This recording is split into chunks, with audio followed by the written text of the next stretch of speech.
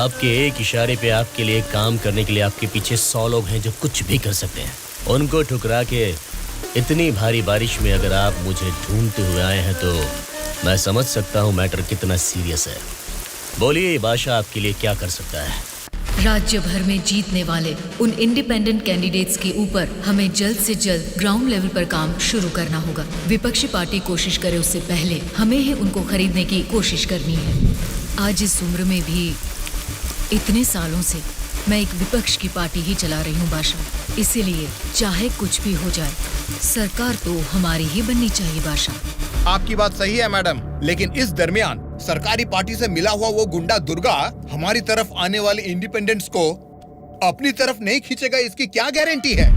काटने वाले कुत्ते को बांध के रखते हैं, इसीलिए इस बार उसके ऊपर नॉन बेलेबल केसेस लगवाकर उसे जेल में बंद रखा है। इसका मतलब हमारे लिए कोई खतरे की बात नहीं है ना मैडम? इस काम को अंजाम देने के लिए तुम्हें एक काम करना होगा। क्या करना है बोलिए मैडम। सेंट्रल जेल में एक कैदी है।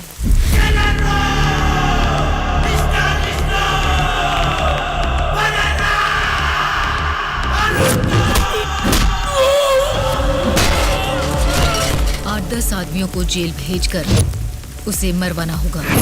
नाम क्या है उसका? दुर्गा।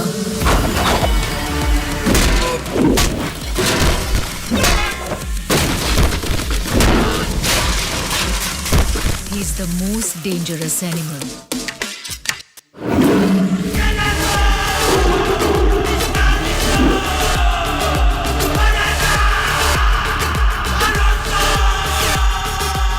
भाई, हमारी लोगों को कोई मार रहा है।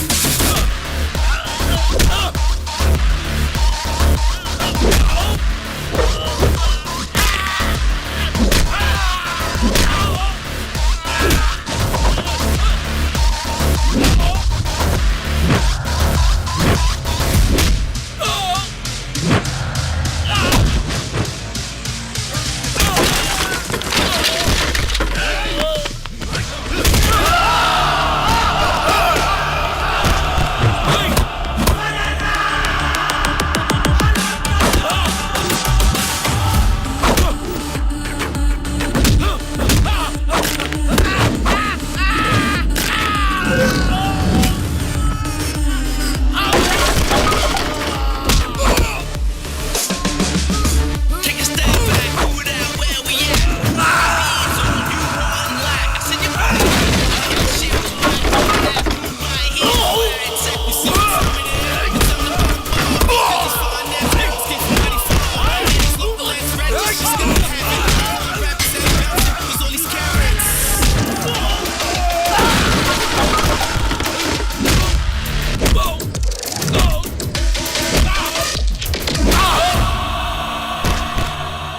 आप उसे मुझ पे छोड़ दीजिए मैडम, मैं देख लूंगा।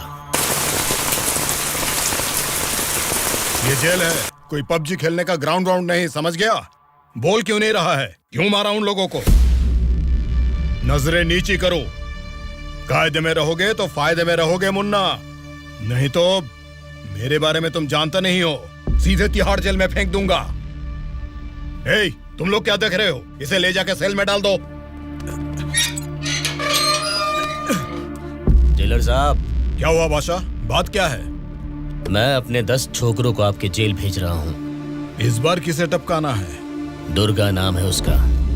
दुर्गा बोले तो वो सरकारी पार्टी का आदमी है ना? हाँ साहब, वही है। उसको उड़ाने के लिए अपोजिशन वालों से कितना लिया है और उसमें मेरा कमीशन कितना है? हमेशा की तरह आपके अकाउंट में ट्रांसफर हो जाएगा।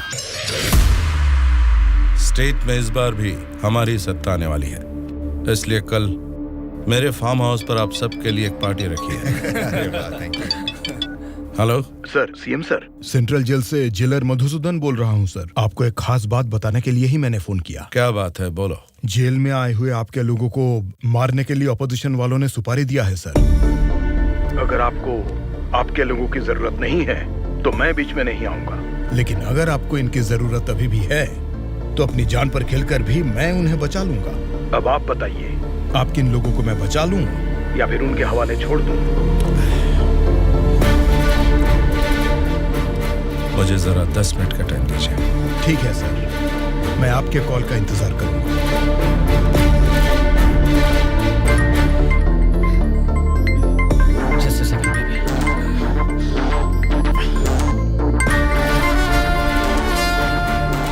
हेलो मामा, बोलिए। जेल में दुर्गा को उड़ाने के लिए ऑपोजिशन वाले प्लान कर रहे हैं। वो अभी भी हमारे लिए कोई काम का है क्या? अरे मामा, अब पूरा काम उसी के हाथ में है मामा। अगर हाथ पर हाथ धरे बैठे रहे तो वो पार्टी फिर से सत्ता में आ जाएगी, तो फिर वो हमारे किस काम का रहेगा? इस बार जैसा आप सोच रहे हैं, सत्ता हमारे हाथ में नहीं है मामा। 70% उन्हीं के फेवर में है। ये बात तुझे कैसे पता? इलेक्शन सर्वे रिपोर्ट्स में वो हमसे ज्यादा स्ट्रॉन्ग है मामा। अगर वोट्स काउंटिंग में भी वो हमसे आगे निकले तो हमें कुछ और एमएलएस की जरूरत पड़ेगी मामा। अब उनको धमका के डरा के हमारी पार्टी में लाने के लिए हमारे लिए दुर्गा ही लास्ट ऑप्शन है मामा। And he is the most powerful weapon we have today. और हमारे धंधे में तो गधे को भी बाप बनाना पड़ता है। और हमें अगर गवर्नमेंट फॉर्म करना है तो किसी भी हाल में हमें दुर्गा चाहिए मामा। इलेक्शन रिजल्ट जब तक डिक्लेयर नहीं होते, जेल में मेरे आदमी का बाल भी बांका नहीं होना चाहिए। वो सब आप मुझ पर छोड़ दीजिए, मैं देख लूंगा। लेकिन आपके आदमियों को प्रोटेक्ट करना है तो बहुत बड़ा अमाउंट खर्च हो सकता है सर। वो मैं देख लूंगा। सर, मेरा एक छोटा सा डाउट है सर। क्या डाउट है? आपने दुर्गा को मरवाने के लिए पैसे लिए थे ना, अब बचाने के लिए पैसे ले रहे हैं। ये बात मेरे पल्ले नहीं पड़ी सर, मुझे थोड़ा कंफ्यूजन हो रहा है। पागल कहीं। इसी को अंग्रेजी में पॉलिटिक्स बोलते हैं और हमारी भाषा में बोलते हैं राजनीति, समझे?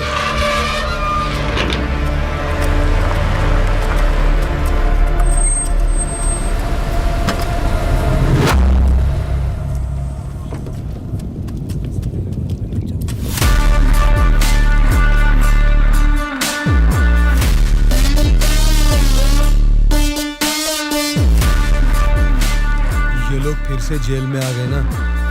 अब लगता है जेल में कोई बड़ा कांड होने वाला है।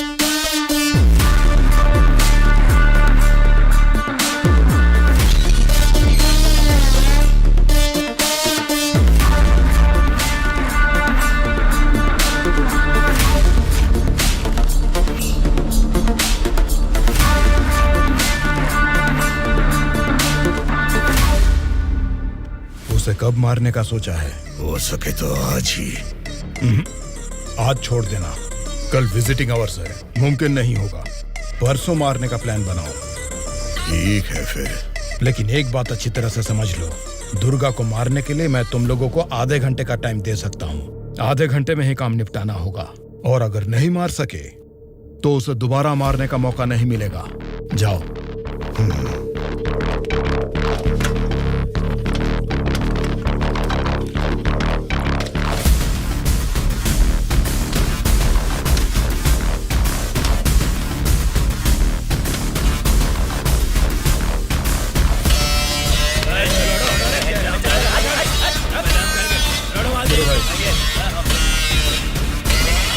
आगे चल। बुरा नहीं क्या?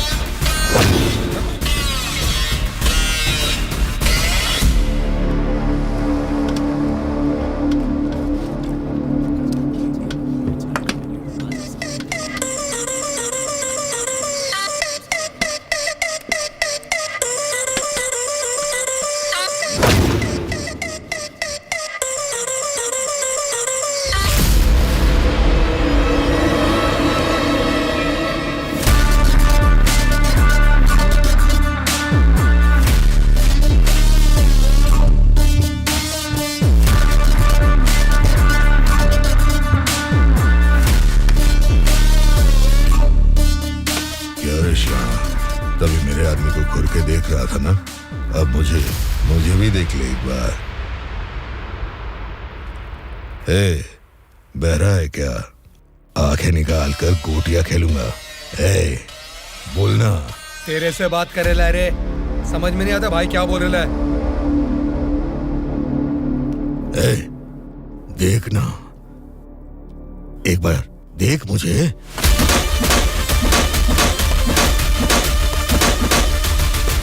मेरे बारे में तुम जानते नहीं हो, सीधे तिहाड़ जेल में फेंक दूंगा।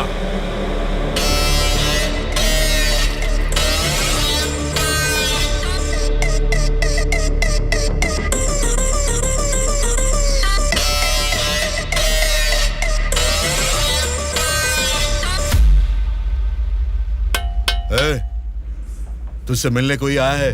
मिल ले।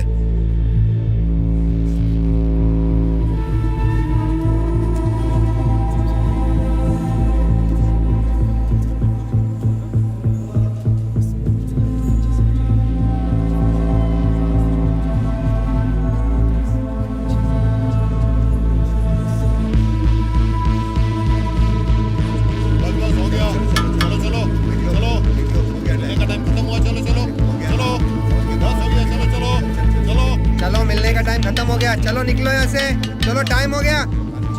चल शिवा, तू निकल। ठीक मैं है बाद यार, में ध्यान रख अपना।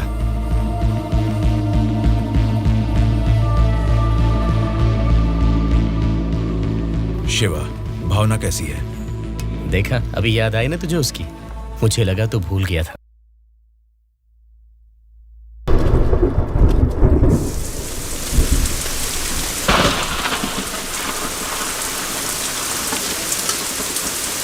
वो दुर्गा वॉशिंग एरिया में है, बिना गड़बड़ किए उसे टपका देना।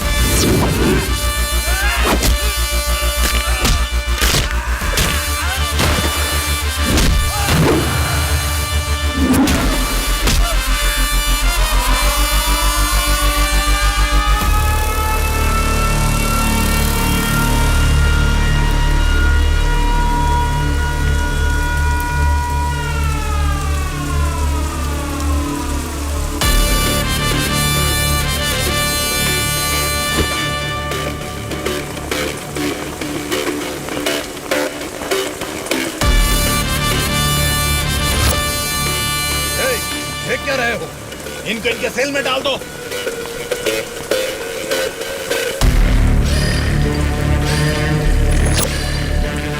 हाँ जेलर साहब। यो बादशाह, तुम और 10 लोगों को भेजोगे ना तो भी जेल में उस दुर्गा को नहीं मार सकोगे।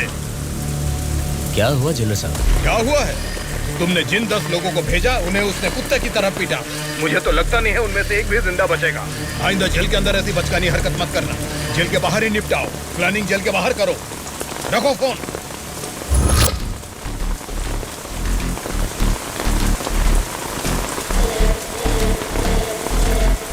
आपने जो यकीन मेरे ऊपर किया था, मैं उससे निभा नहीं पाया मैडम।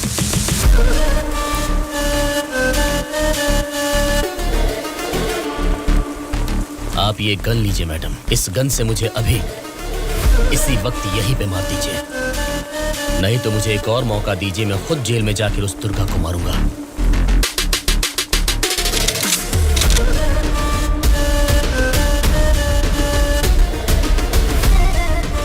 अगले हफ्ते इलेक्शन के रिजल्ट आने वाले हैं। अगर रिजल्ट मेरी फेवर में नहीं आए तब बताऊंगी कि तुम्हें किसको मारना है।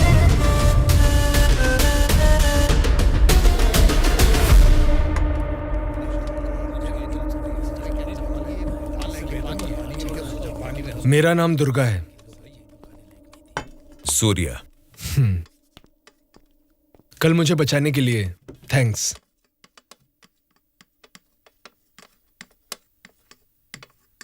तुम्हारे बारे में सुना था, तुम किसी मर्डर केस में जेल आए हो।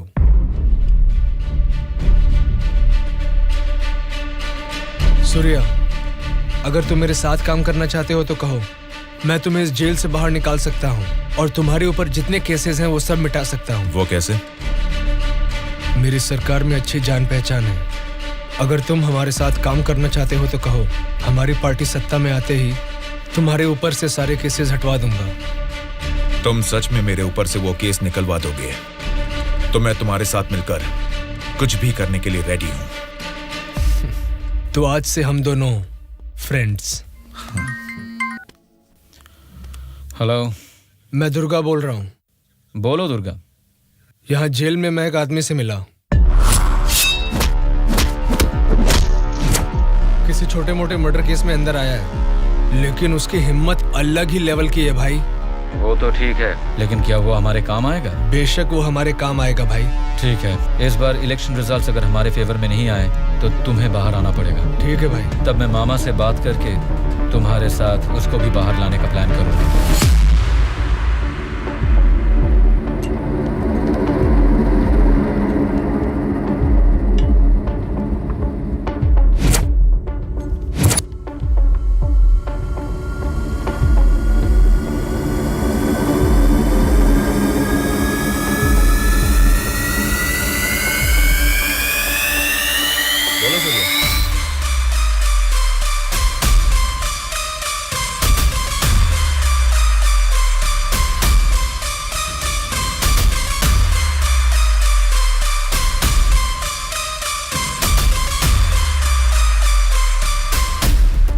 देखो सूर्या, ये सोसाइटी नहीं बदलेगी, ना ही जनता।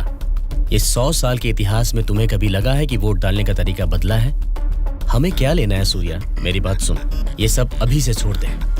देखो शिवा, जैसा तू बोल रहा है ये समाज नहीं बदला होगा, पब्लिक ने वोट देने का तरीका भी नहीं बदला होगा, लेकिन पब्लिक को पालने वाले नेता लोगों को हमें बदलना है यार। 40 दिन के इंतजार के बाद हुआ पर्दाफाश। जीते हुए उम्मीदवार जश्न मना रहे हैं तो हारे हुए उम्मीदवार उसकी वजह ढूंढने में जुट गए हैं। जनता के वोट ये बता रहे हैं कि उन्हें किसी से कोई बैर नहीं। दोनों मेजर पार्टियों को इलेक्शन में लगभग एक समान वोट मिले हैं। राज्य के पूरे 120 असेंबली सीटों में से सरकारी पार्टी को 48 सीट मिले हैं, वहीं ऑपोजिशन पार्टी को 52 सीट मिले हैं। बाकी 20 सीटें इंडिपेंडेंट एमएलएस को मिले हैं और वो ही तय करेंगे कि राज्य में सरकार किस पार्टी की बनेगी। अब उनमें से कितने लोग कौन सी पार्टी को समर्थन करेंगे, राज्य की सत्ता कौन सी पार्टी को जाएगी, ये सब जानने के लिए शक्ति परीक्षण होने तक सबको इंतजार करना ये होगा। क्या है सर, इस बार ऐसे कैसे हो गया? अब हम क्या करेंगे सर?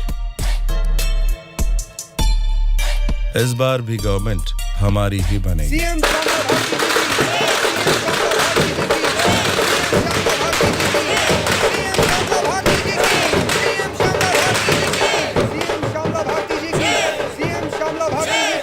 इस बार सरकारी पार्टी से आपकी पार्टी लीड में है। इस बारे में आपका क्या कहना है? जनता को अब हमारे ऊपर यकीन आ गया है, इसलिए इस बार हमारी पार्टी लीड में है। Thank you. श्यामला भारती जी की, सीएम श्यामला भारती जी की, सीएम श्यामला भारती जी की, सीएम श्यामला भारती जी की, सीएम श्यामला भारती जी की, सीएम श्यामला भारती जी की, सीएम श्यामला भारती जी की, सीएम श्यामला भारती जी की।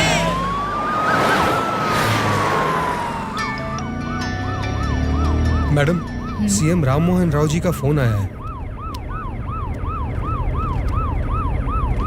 बोलिए एक्स सीएम राम मोहन राव जी, कैसे लगे आपको इस बार के इलेक्शन के नतीजे? इस बार 4 सीट आपको ज्यादा मिली है, ऐसा सोचकर ये मत समझिए कि जीत आपकी हुई है। मिस श्यामला भारती जी, आपको सरकार बनाने के लिए आपकी पार्टी का और 10 एमएलए की जरूरत है। अगर 10 एमएलए को खरीद लिया तो भी 10 दिन के अंदर शक्ति परीक्षण के लिए उनका वहाँ होना बहुत जरूरी है। तो जाहिर है कि आपकी पार्टी को मेरी पार्टी से भले 4 सीटें ज्यादा आई है या मेरी पार्टी को 4 सीटें कम आई है, तो भी आखिर में असेंबली में आपकी जगह हमेशा की तरह विपक्ष में ही रहेगी। ये बात मत भूलिएगा मिस श्यामला भारती जी।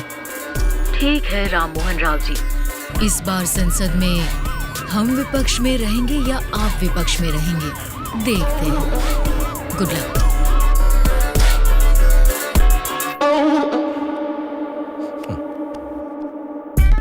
ये जानते हुए कि हमारी पार्टी लीड में है, ये राम मोहन राव कॉन्फिडेंटली कह रहा है कि हमारी पार्टी जीत नहीं सकती। इससे ये साफ पता चलता है कि हमारी पीठ पीछे साजिश हो रही है। हम एक लीडिंग पार्टी है, हमें हमारी पार्टी को सत्ता में लाने के लिए उन 20 इंडिपेंडेंट्स को हमारी पार्टी में लाने का कोई न कोई तरीका ढूंढना होगा। हमें उन 20 लोगों को जल्द खरीदना होगा मैडम, और उसका केवल एक ही रास्ता है। कौन सा रास्ता? अनंतगिरी में 20 साल से ना हारने वाले कल्याण प्रसाद को हमें सबसे पहले खरीदना होगा मैडम। उसी को क्यों? वही किंग मेकर है मैडम। जितने भी 20 इंडिपेंडेंट उम्मीदवार है वो सब उसी के हाथ में रहते हैं। तो फिर जल्द से जल्द बुलवाइए उसे। कल्याण प्रसाद को फोन करके कहो कि तुरंत मेरे फार्म हाउस पर आकर मुझसे मिले। ओके? ठीक है सर।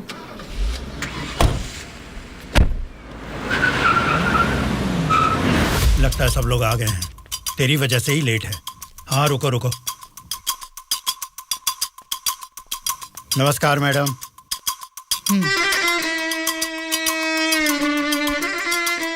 मैडम, डायरेक्टली पॉइंट पर बात करेंगे, इससे दोनों का टाइम बचेगा। मैं भी सीधे पॉइंट पर आकर बात करूंगी।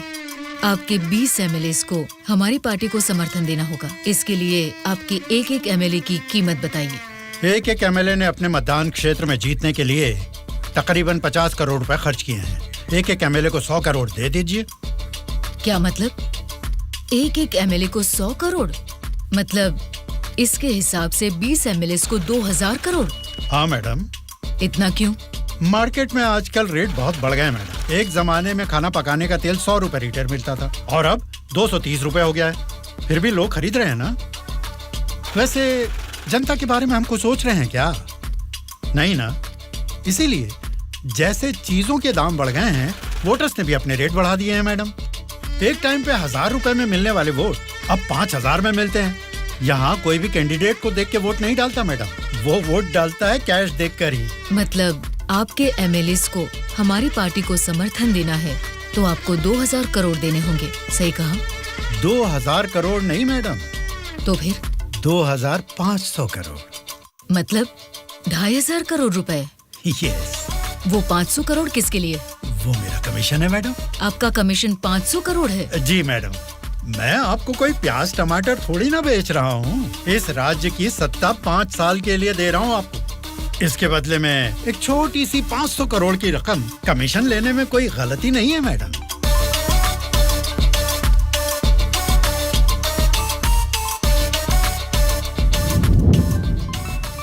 सत्ताधारी पार्टी का फोन। अगर मेरा प्रपोजल आपको जमता है तो फोन काट दूंगा, और नहीं तो इस बार फिर से उन्हीं की सरकार बनेगी। सोच लीजिए। सर, कल्याण प्रसाद जी मेरा कॉल कट कर रहे सर। फिर से ट्राई करो। Okay sir.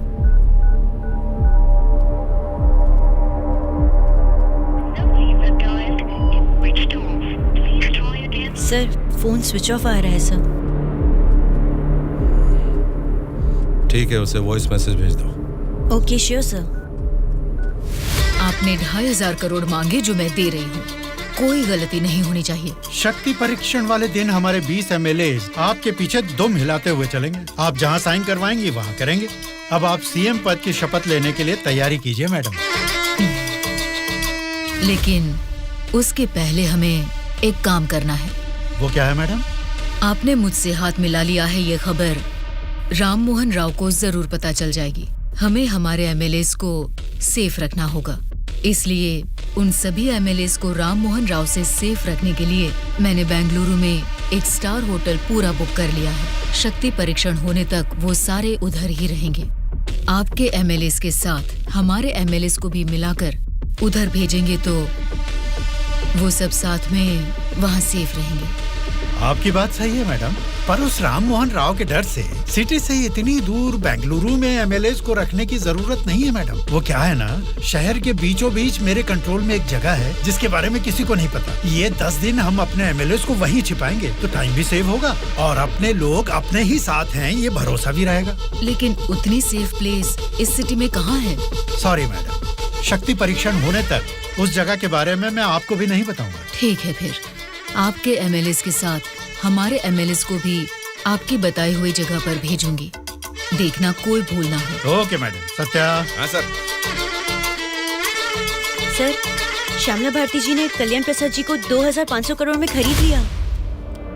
अब हमारी हालत क्या होगी सर? हमारी सरकार गिर गई क्या? सर, इलेक्शन में मैंने 100 करोड़ खर्च किया, अब मेरा क्या होगा सर? बताइए सर, क्या होगा सर? क्या होगा? बस चुप हो जाओ। परेशान होने की जरूरत नहीं है। शक्ति परीक्षण में अभी टाइम है। मैं जानता हूं मुझे क्या करना है। आपकी बात मुझे समझ आ गई। अभी मुझे क्या करना है बोलिए। अनऑफिशियली किसी भी हालत में दुर्गा मुझे जेल से बाहर चाहिए, चाहे जितने भी पैसे लग जाएं। तुरंत जेलर से बात करके काम को अंजाम दो। ठीक है मामा, पर एक रिक्वेस्ट है। बोलो क्या है? दुर्गा के साथ एक और आदमी को जेल से बाहर निकलवाना है मामा। कौन है वो? उसका नाम है सूर्या। उसकी गट्स, उसकी हिम्मत वो अलग ही लेवल की है। हो सकता है, लेकिन किसी भी अनजान आदमी के ऊपर इस तरह से आंख मूंद कर भरोसा कैसे कर सकता? ये स्टेट गवर्नमेंट का मामला है। अगर कुछ गलत हो गया तो मेरा पूरा पॉलिटिकल करियर खत्म हो जाएगा। मेरा यकीन कीजिए मामा, हमारे गवर्नमेंट को गिरने से बचाने के लिए इस ऑपरेशन में दुर्गा से ज्यादा वो ही एक्टिवली काम करेगा। ठीक है, अगर तुम उसकी इतनी तारीफ कर रहे हो तो काम खत्म होते इन दोनों को फिर से जेल में डाल दूंगा। मैं भी उससे जरूर मिलना चाहूंगा।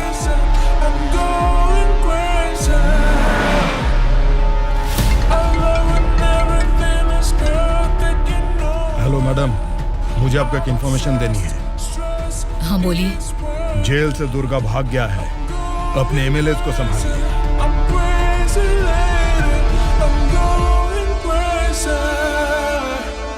इनको अभी छोड़ के आपने वो पार्टी को इन्फॉर्मेशन क्यों दे दिया सर? वो लोग आपस में लड़के मरेंगे तो ही ना हम जैसे लोग सेफ रहेंगे।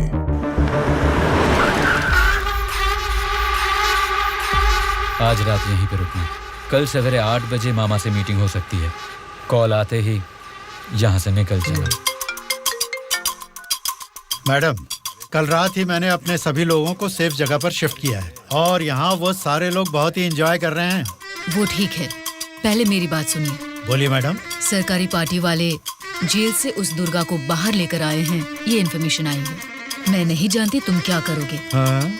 लेकिन हमारे सभी एमएलए सेफ रहने चाहिए। मैडम, दुर्गा जैसे 10 लोग भी जेल से बाहर आ जाए ना तो भी हमारे एमएलए कहाँ है पता लगाना मुश्किल है। फिर भी सामने वाली पार्टी प्लान कर रही है तो इसका मतलब हमें संभल के रहना है।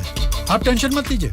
शक्ति परीक्षण होने तक उनको ही नहीं, आपको भी आपके एमएलए कहाँ है पता नहीं चलेगा। ऐसा प्लान किया है। ठीक है, जो भी करो संभाल कर। इलेक्शन रिजल्ट के बारे में इस बार भी मेरा अंदाजा गलत निकला। लगता है सत्ता हाथ से जाने वाली है। तुम दोनों को क्या करना है ये तुम सोचो, चाहे जितने पैसे खर्च हो जाएं।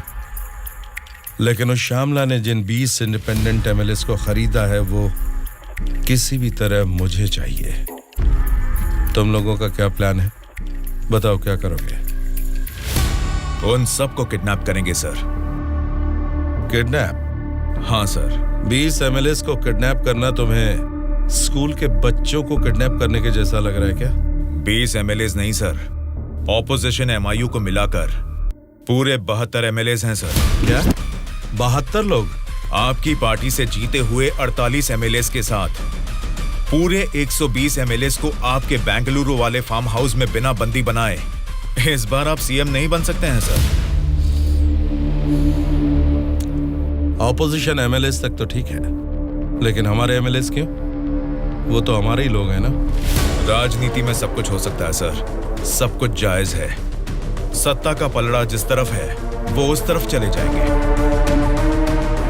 यहां जीतने से ज्यादा सत्ता जरूरी है सर।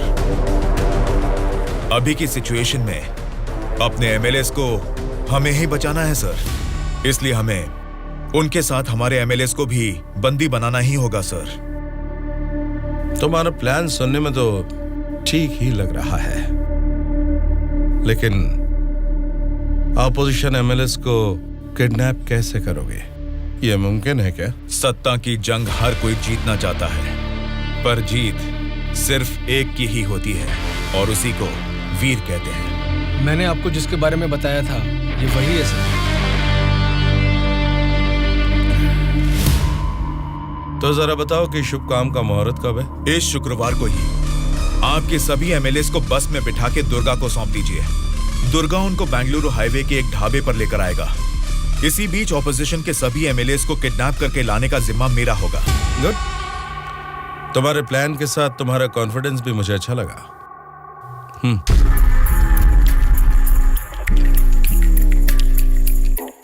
इस बैग में 2 करोड़ है, इसे सिर्फ एडवांस ही समझो।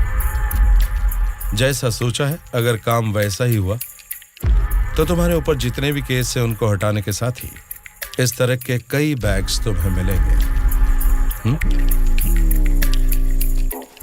इस बार भी आप ही सीएम पद की शपथ लेंगे, उसके लिए तैयार रहिए।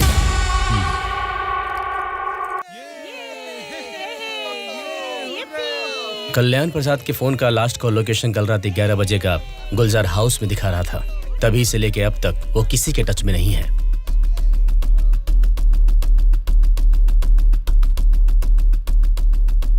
तो फिर वो पक्का गुलजार हाउस में ही है। हाँ बोलो। मैडम, आपके लिए एक बैड न्यूज है। गुलजार हाउस में ठहरे हुए आपके सभी एमएलएस को सत्ता वाली पार्टी के लोग किडनैप करने की कोशिश कर रहे हैं। आप फौरन उनको वहां से कहीं और शिफ्ट करवाइए, नहीं तो सीएम नहीं बन पाएंगी। लेकिन तुम कौन हो? आपका हितैषी हूं।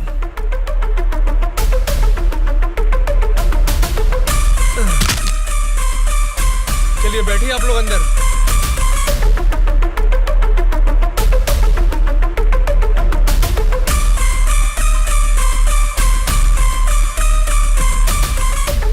बोलिए मैडम। कहाँ हैं आप? मैं नहीं बता सकता। मैं सीरियसली कुछ पूछ रही हूँ, उसका सीधा जवाब दीजिए। मैं भी सीरियसली ही बोल रहा हूँ मैडम, नहीं बता सकता। आप सब गुलजार हाउस में हैं, ये बात मैं अच्छी तरह से जानती हूँ। वो कैसे मैडम? गूगल मैप पे भी सर्च करने पर इस जगह के बारे में किसी को पता नहीं चलता। सिर्फ मुझे ही नहीं बल्कि सरकारी पार्टी वालों को भी पता है कि आप सब कहाँ छुपे हो। अब क्या करें मैडम? उनके वहाँ पहुँचने से पहले निकलो वहाँ से और अपने साथ सभी एमएलएस को वहाँ से शिफ्ट कर दो। लेकिन अभी के अभी इतने एमएलएस को कहाँ शिफ्ट करेंगे मैडम? मैं बस भेज रही हूँ, मेरे बेंगलोर वाले रिसोर्ट में शिफ्ट हो जाओ। समझ गए तुम? समझ गया।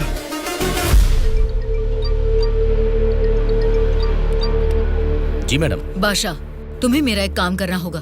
बोलिए मैडम। हमारे सभी एमएलएस को हम अर्जेंटली एक बस से बेंगलोर रिसोर्ट में शिफ्ट कर रहे हैं। हमारी बस सेफली बेंगलोर पहुंचे तब तक तुम्हें उसे फॉलो करना है। ठीक है मैडम। तुरंत अपने आदमियों के साथ बेंगलोर हाईवे पर वेट करो।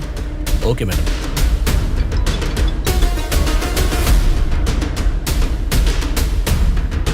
हेलो मैडम, मैं ट्रैवल एजेंसी का बस ड्राइवर बोल रहा हूँ मैडम।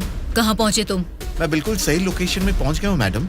ठीक है, हमारे लोग वहाँ आएंगे, वेट करो। ठीक है मैडम।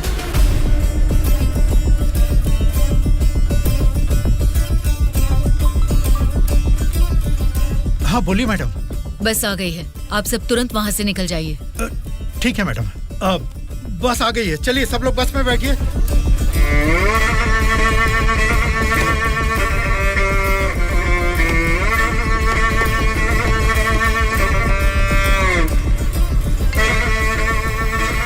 मैडम सब लोग बस पे चढ़ गए मैडम। अभी निकल सकते हैं क्या मैडम? Okay madam. बोलो सूर्या। दुर्गा, हमारा प्लान सक्सेस हुआ। अब सभी एमएलएस मेरे कब्जे में हैं। तुम हाईवे के ढाबे पे वेट करो, मैं भी पहुंचता हूँ। ओके। क्या रे, कुछ पता? बोली मैडम। बस निकल गई है और थोड़ी ही देर में बैंगलोर हाईवे एंटर करेगी। अगर कोई भी हमारी बस को फॉलो करता हुआ दिखे तो उसे वहीं मार देना।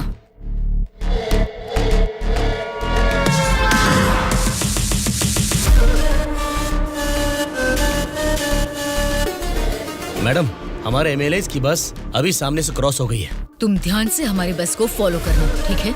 ठीक है मैडम। ए चलो रे।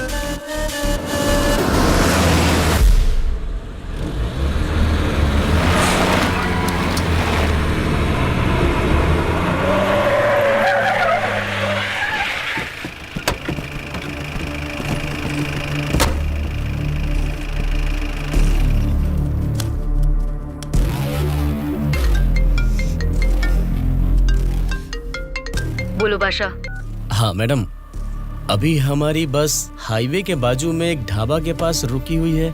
नाइट जर्नी है ना बादशाह, चाय कॉफी पीने के लिए रुके होंगे। अब इतना भी फोन करके बताओगे? मैडम मैडम, अब क्या हुआ बादशाह? हमारे बस के पीछे ही एक और बस आके रुकी है। और एक बस? हाँ मैडम, देखने में तो सरकारी पार्टी की एमएलए की बस लग रही है। क्या सरकारी पार्टी के एमएलए की बस? हाँ मैडम, पक्का उन्हीं लोगों की बस है मैडम। सच में? लेकिन उनकी बस वहाँ क्यों आई है? पता नहीं चल रहा मैडम। जैसे हम अपने एमएलए को बैंगलोर भेज रहे हैं, वैसे ही वो अपने एमएलए को शायद किसी सेफ जगह पर भेज रहे होंगे। हो सकता है, फिर भी दोनों बस एक ही जगह पर एक ही समय पर ये कैसे हो सकता है? तुम एक काम करो बादशाह, हमारे एमएलए की बस वहाँ से सुरक्षित निकल जाए, तब तक उनकी बस पर तुम कड़ी नजर रखना। ठीक है मैडम।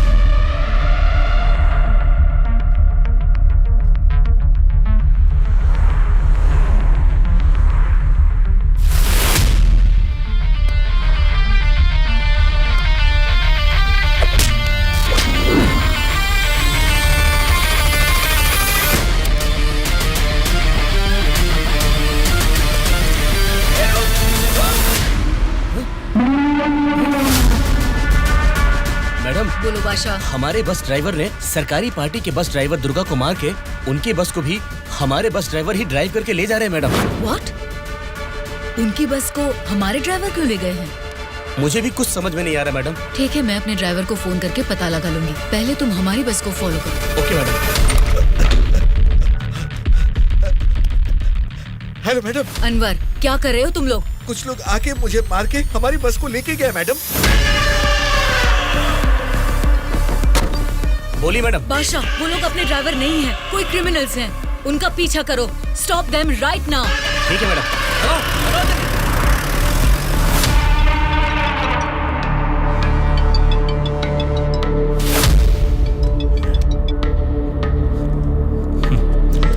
बोलिए श्यामला जी, इस वक्त कैसे याद किया?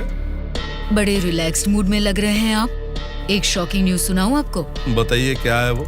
अभी तक मैंने सोचा कि संसद में आपके और मेरे बीच में स्पर्धा है, लेकिन हमारी इस स्पर्धा में किसी तीसरे ने एंट्री ली है। उसने क्या किया है, अगर ये आपको बताऊंगी तो बहुत बड़ा झटका लगेगा। वो तीसरा कौन है और उसने क्या किया है, ये आप बताएंगी तभी तो पता चलेगा कि मुझे बड़ा झटका लगेगा या नहीं। जेल में से आपने एक जानवर को बाहर निकलवाया मिस्टर राव। उस जानवर को मारकर उस तीसरे ने हमारे एमएलए के साथ आपके एमएलए को भी किडनैप करके वहाँ से भाग गया है मिस्टर राव। अगर मुझे पता चला कि उस तीसरे और आपके बीच में कुछ कनेक्शन है, तो मेरी एक बात याद रखना, आपका पॉलिटिकल करियर मैं पूरी तरह से बर्बाद कर दूंगी मिस्टर राम मोहन राव।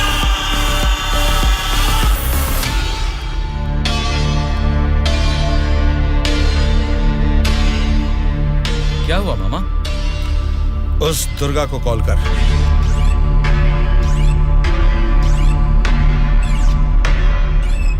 वो फोन नहीं उठा रहा है। उसके फ्रेंड को कॉल कर।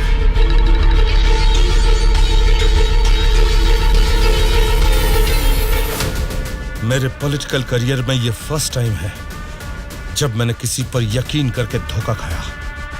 बोल कौन है रे तू? बोला था ना, ये सत्ता की जंग हर कोई जीतना चाहता है, लेकिन किसी एक को ही जीत मिलती है, उसी को वीर कहते हैं। अब वो जंग शुरू हो चुकी है।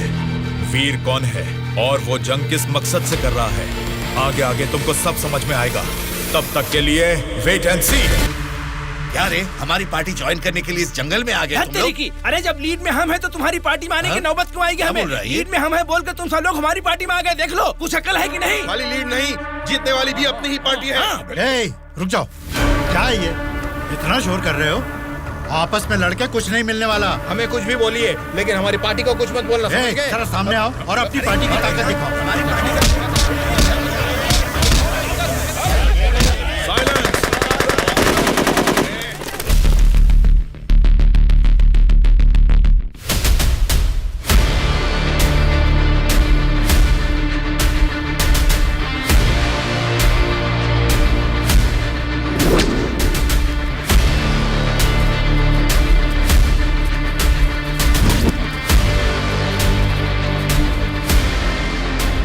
क्या सोच रहे हो?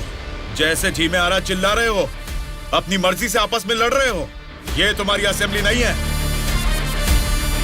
ये जंगल है। मेरा जंगल, मेरा जंगल, मेरा जंगल। यहाँ कोई स्पीकर नहीं होगा, माइक नहीं होगा, ना ही वॉकआउट होगा। हम सब हाईवे से तकरीबन 250 किलोमीटर की दूरी पर घने जंगल में हैं। बेटा, तुम लोग नक्सलाइस्ट हो, माओइस्ट हो, टेररिस्ट हो, कौन हो बेटा तुम लोग? वो सब कहां से पैदा हुए हैं? तुम जैसे लोगों की गलती से ही वो लोग पैदा हुए हैं। बेटा, तेरी बात मैं मानता हूँ, लेकिन मैं शुगर पेशेंट हूँ। टाइम पर खा के अगर मैंने दवा नहीं लिया तो मेरी बॉडी कांपने लग जाती है बेटा। तुम हेल्थ मिनिस्टर हो ना? हाँ बेटा। तुम्हारे पास बड़े हॉस्पिटल्स हैं, फिर भी तुम्हें ये सब बीमारियां हैं, तो तुम पब्लिक का भला कैसे करोगे? बेटा, हमारे पेट में चूहे दौड़ रहे हैं, पहले कुछ खाने के लिए तो दे दीजिए।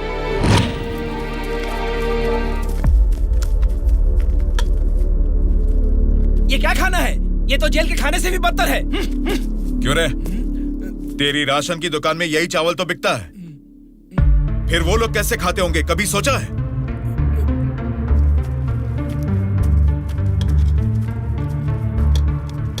बस बेटा बस, चावल खाने में कमी ही करनी चाहिए, ज्यादा नहीं खाना चाहिए। अच्छा, तो फिर इतनी जायदाद कैसे बना ली? उसमें भी तो कमी कर सकते थे, पर उसमें तो करोगे नहीं। देखो बेटा, तुम्हारी बातें और करतूतें तो कमाल की हैं, लेकिन कमी है तो बस चेहरा नहीं दिखाया तुमने। जरा वो भी दिखा दो। तुझसे देखा नहीं जाएगा। बाप रे, इतना डरावना है तुम्हारा चेहरा? तो फिर देखो। हाँ तो फिर दिखाओ ना।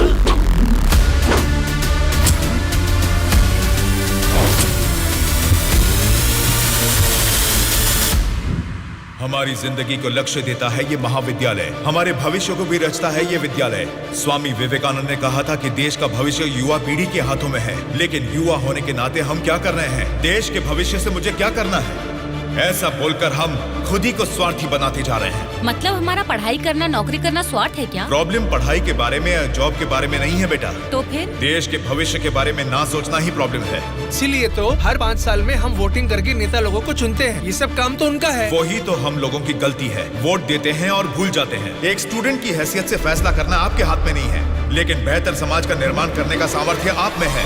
उन लोगों को खड़ा करके पूछने का हक भी आपको है। जब आप लोग ऐसा करेंगे तब स्वामी विवेकानंद की बात सच होगी कि देश का भविष्य युवाओं के हाथों में है। जाल खरीदने के लिए पैसे देंगे, नाव खरीदने के लिए लोन देंगे। तुमसे यही वादा इलेक्शन से पहले किया गया था ना, लेकिन अब सत्ता में आकर 4 साल होने के बाद भी एक भी वादा पूरा नहीं किया। इसको आप कब तक सहेंगे और कितने दिन भुगतेंगे? इन एमएलएस को जीतने दीजिए और सवाल कीजिए।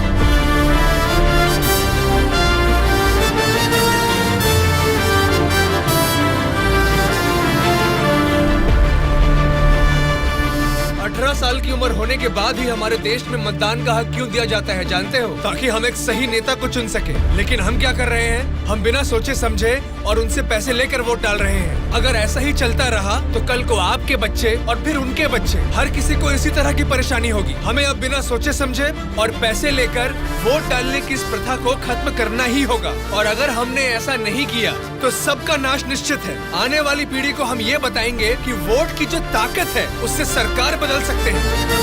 जनता की सच्चाई स्टूडेंट सर, आजकल जनता के सामने समाज के बदलाव की बातें करते रहते हैं सर। आजकल ये फैशन हो गया है सर। ठीक है। हाँ?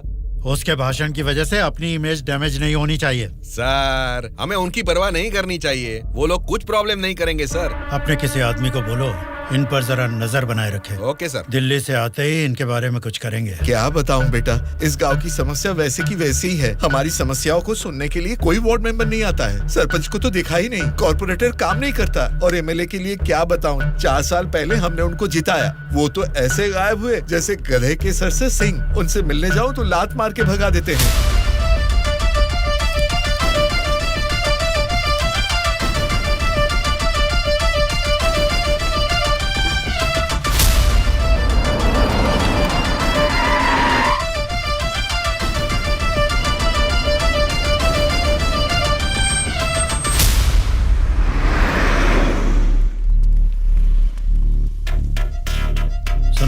हाँ सर। हम बगल वाली स्टेट में गए थे ना? हाँ सर। तो ये यूएस गए थे, ऐसा फ्लेक्सी क्यों लगा है? हाँ सर। चलो लगे रहने दो सर। फोटो अच्छी है। लगाया किसने इसको? और कौन सर, वो स्टूडेंट्स ही हैं।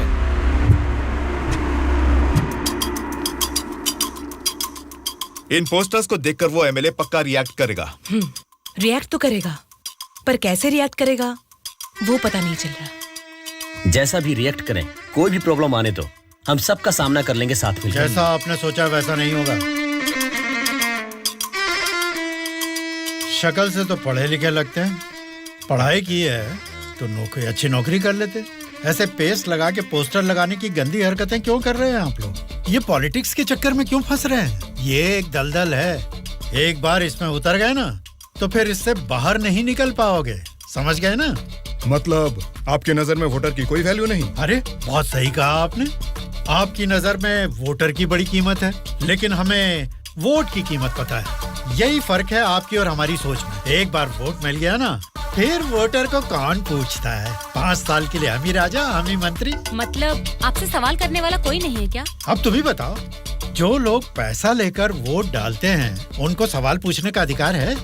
अभी जो भी हो रहा है वो इलेक्शन नहीं है, कलेक्शन है। हम वोट कलेक्ट करेंगे, वो पैसे कलेक्ट करेंगे। एक एक वोट का 5,000, 1.5 लाख वोट हैं, मतलब 75 करोड़।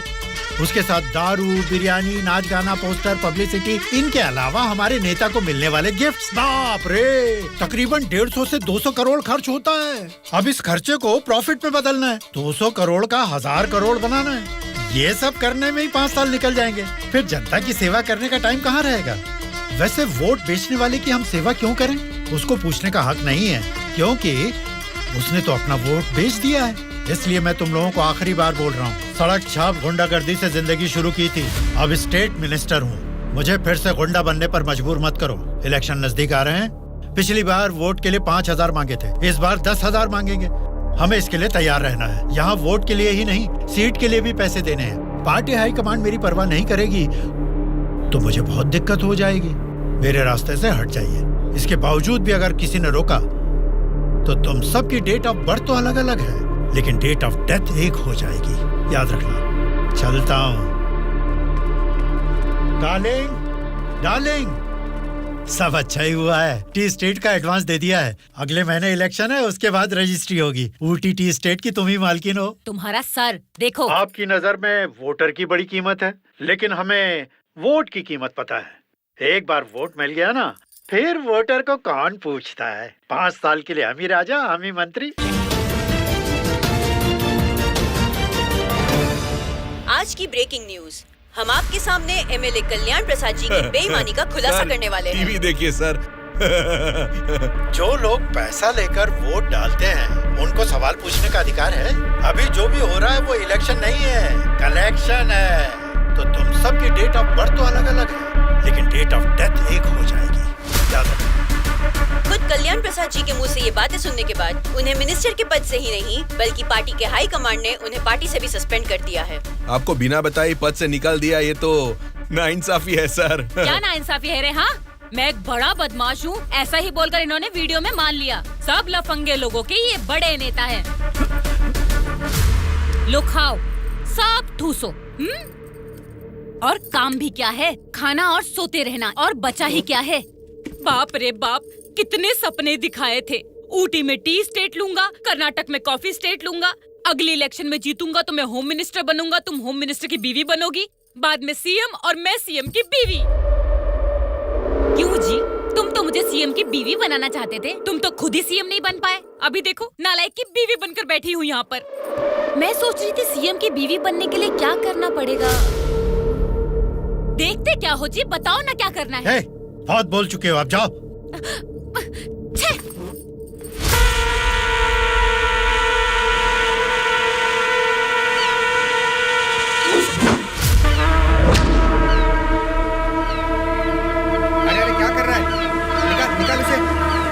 माफ कीजिए सर, अपने लोग हैं, मछली पकड़ना सीख रहे हैं, गलती से आपके ऊपर गिर गया। आप जाइए सर।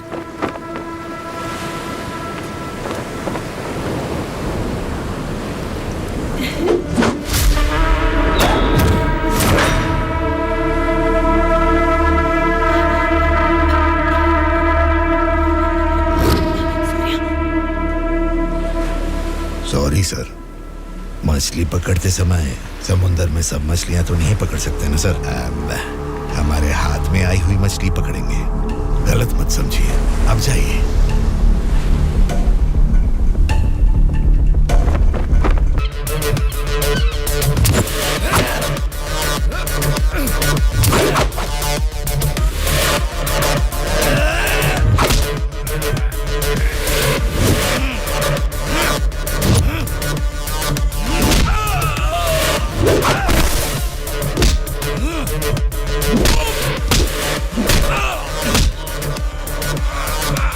बता, किसने तुम सबको भेजा? बता, जल्दी बता।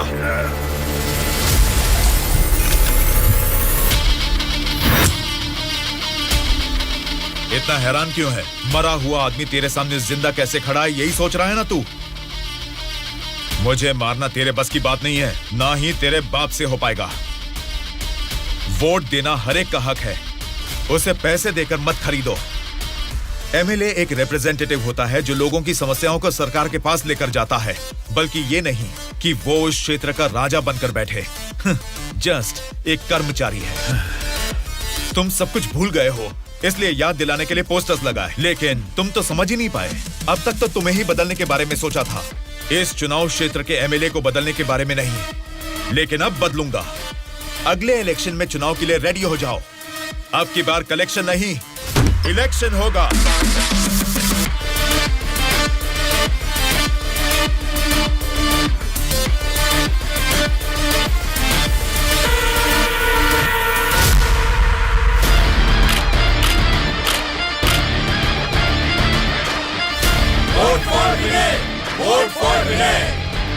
इसका नाम विनय है। अब हमारे चुनाव क्षेत्र से इंडिपेंडेंट उम्मीदवार के रूप में कल्याण प्रसाद जी के सामने खड़ा हो रहा है। यही पैदा हुआ है, आपकी तकलीफें जानता है, पैसे देकर आपका वोट नहीं खरीदेगा, लेकिन आपके द्वारा डाले गए हर एक वोट को इंसाफ दिलाएगा। इसे जिताकर तुम सब जीतना चाहते हो, या फिर उस कल्याण प्रसाद को वोट डालकर अगले 5 साल के लिए गुलाम बनकर जीना चाहोगे? ये आपकी मर्जी है। भैया, अभी तक पैसे लेके वोट देते थे, लेकिन अब भले काम के लिए वोट देंगे हम। अभी तक हमें कोई ऐसा नहीं मिला जो हमारा साथ दे। आप खड़े हो भैया, इस बार हम वोट आप ही को देंगे।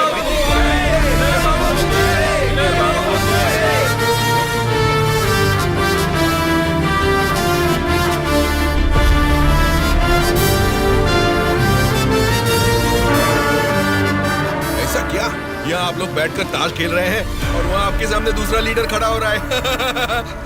देखो, पैसे लेकर वोट डालने वाली जनता के रहते हैं, इनकी परवाह नहीं करनी है। आपका बोया हुआ पेड़ आपको ही छांव देगा, आपका डाला हुआ वोट भविष्य का फैसला करेगा। अब किसे वोट देना है, ये आप ही तय कीजिए।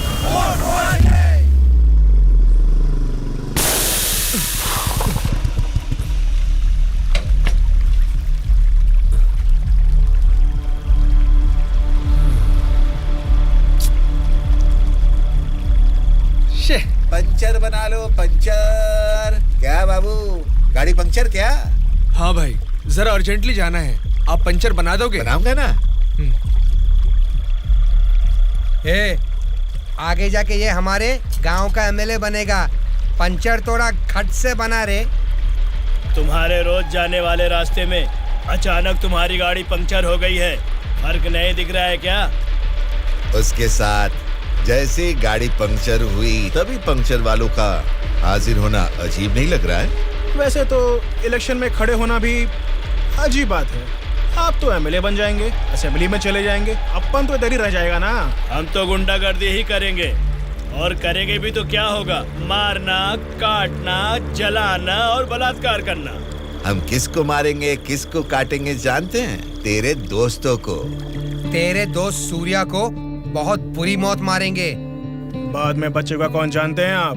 आपके साथ घूमती है ना वो गोरी गोरी लड़कियां, जैसे चाहे मजे करेंगे, अय्याशी करके मुंबई रेड लाइट एरिया में जाके बेच देंगे उनको। सोच लेना। चलो रे। आप सबको कुछ बताना चाहता हूँ, लेकिन आप लोग गुस्सा मत होना। तो फिर तुम वो बात ही क्यों कर रहे हो जिससे गुस्सा है? अरे वो बात नहीं है। अरे तो अब बता भी दो ना। मैं ये इलेक्शन नहीं लड़ूंगा। What? सच सच बताओ, क्या तुम्हें किसी ने डराया? ऐसा कुछ नहीं है, मैं ये इलेक्शन नहीं लड़ूंगा बस। तेरी आंखों में मुझे डर दिख रहा है। क्या बात है, बोल। हाँ यार, मैं डर रहा हूँ, तो अब क्या करूँ? अगर जान का डर था तो इस इलेक्शन में खड़ा होने के लिए तैयार क्यों हुआ? कल ही नॉमिनेशन की लास्ट डेट है। कल 3 बजे एमआरओ ऑफिस के पास हम सब तेरा वेट करेंगे। तू कल आ रहा है और नॉमिनेशन भी डालेगा। उल्टा सीधा बोलेगा तो इन सब के बारे में तो नहीं जानता, लेकिन मैं तुझे मारकर समुंदर में फेंक दूंगा। याद रखना, कल शाम को 3 बजे एमआरओ ऑफिस। चलो रे। कल हम तेरे लिए वेट करेंगे।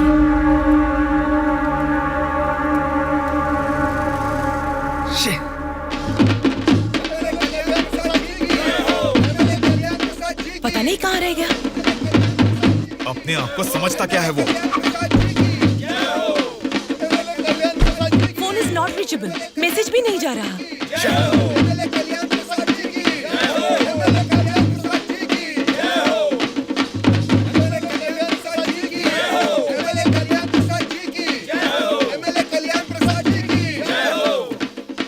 संभाल के रखना, बात के कार्यक्रम में काम आएंगे। नमस्कार वोटर महाराज, आपके अनमोल वोट आप मुझे ही देंगे। देंगे ना? आप ही देंगे। अच्छा मुहूर्त निकलने से पहले नॉमिनेशन करके आता हूँ। नमस्ते।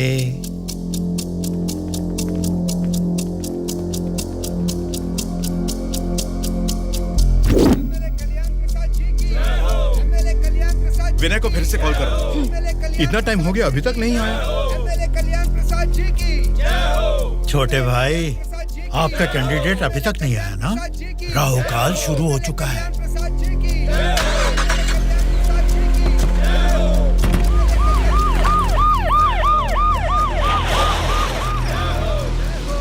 हम तुम्हें अरेस्ट करने आए हैं। हमें चलो बताते हैं।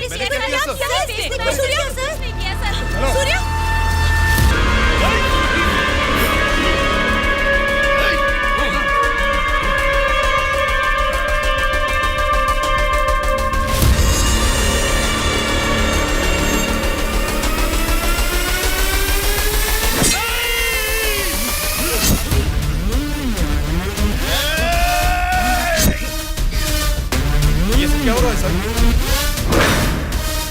फायर रख अपना।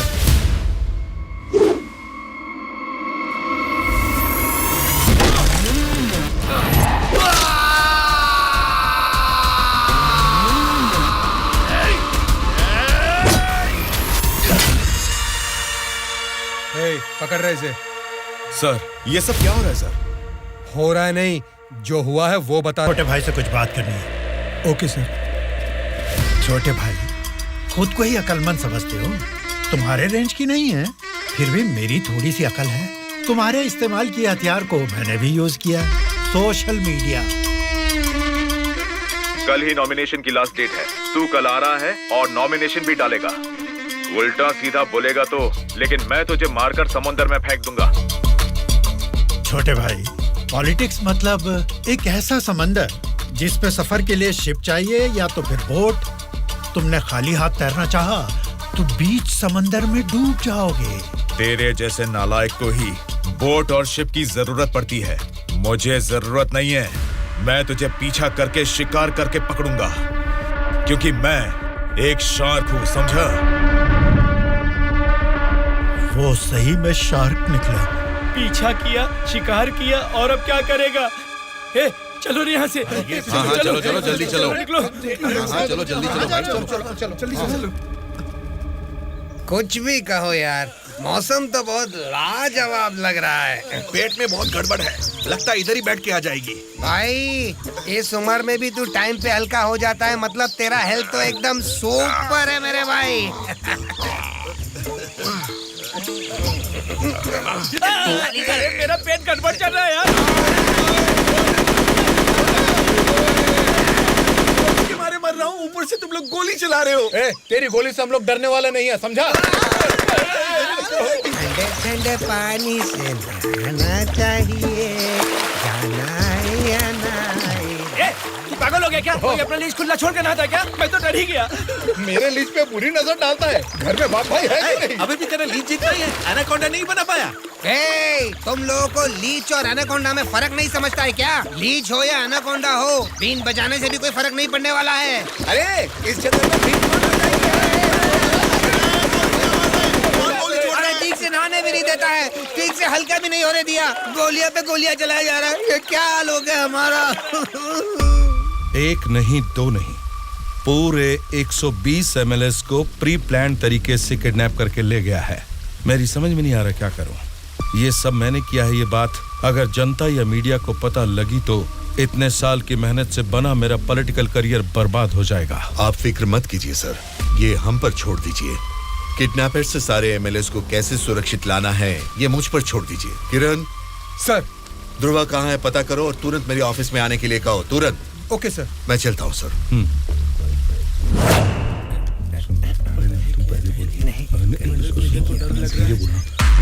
मुझे तो डर लग रहा है। तुम ही बोलो बेटा। क्या है? आपके बारे में सब कुछ पता चल गया बेटा। सच में नाइंसाफी हुई है। मैं सच बोल रहा हूँ, लेकिन गलती तो उसने की है। फिर हम लोगों को यहाँ लेकर क्यों आए हो बेटा? चाहिए तो उसको अकेले रख लो और हम लोगों को छोड़ दो बेटा। ठीक है, तुम लोग कह रहे हो तो मैं तुम्हें छोड़ दूंगा। उससे पहले मैं तुम सबसे 3 सवाल पूछूंगा। अगर तुमने सही जवाब दिया तो मैं तुम सबको आज ही छोड़ दूंगा। पहला सवाल, आप में से सनी लियोन को कितने लोग जानते हैं? क्यों नहीं जानते सर, वो तो मेरी पसंदीदा फिल्म स्टार हैं। उसे देखे बिना मुझे नींद ही नहीं आती, समझे?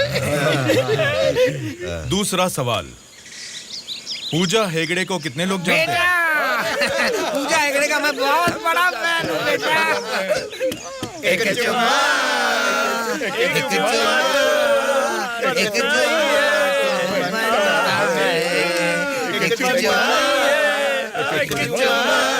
बेटा एक दूसरा गाना सुनाता हूँ, सुनो तुम।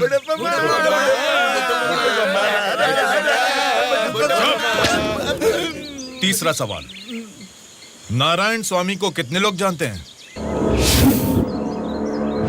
भाई नारायण स्वामी ना, उनका व्रत मैं हमेशा रखता हूँ। तुम सनी लियोन को जानते हो? पूजा हेगड़े ने कितने एक्टर्स के साथ डांस किया ये भी जानते हो?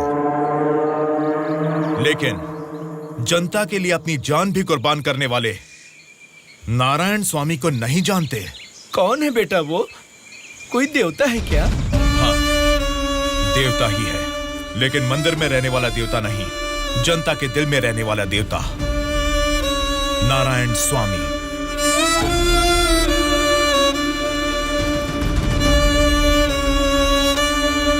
नमस्कार सर। नमस्ते माँ जी। नमस्ते नमस्ते।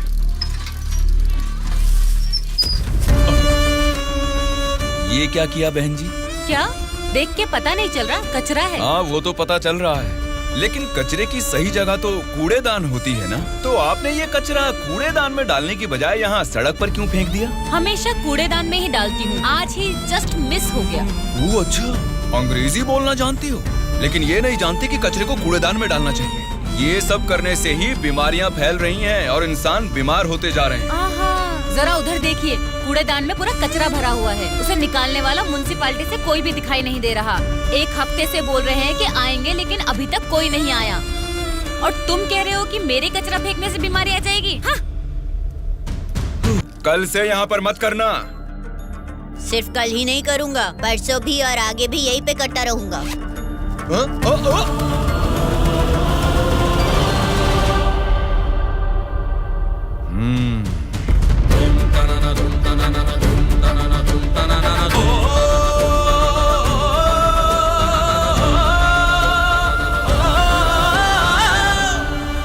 क्या हुआ, क्यों नहीं पेशाब किया? तुम अच्छे लड़के हो इसीलिए नहीं कर पाए। ये एक बीज है, ऐसे क्या देख रहे हो? इसको फेंक दोगे तो मिट्टी में मिल जाएगा, लेकिन अगर इसे बो दोगे तो उसी मिट्टी को फाड़कर ये जल्द ही पौधा बन जाएगा। तुम इस बीज जैसे ही हो बेटा। ये बीज एक बड़ा वृक्ष बनेगा, खाने को फल देगा। अगर नहीं भी दे पाया तो कम से कम 10 लोगों को छांव देगा, बारिश लाएगा। अगर तुम इसे बो दोगे तो ये बीज बड़ा होके तुम्हारे बाद भी तुम्हारा नाम रोशन करेगा। अब इसे बोना है या फेंक देना है, तुम्हारी मर्जी है।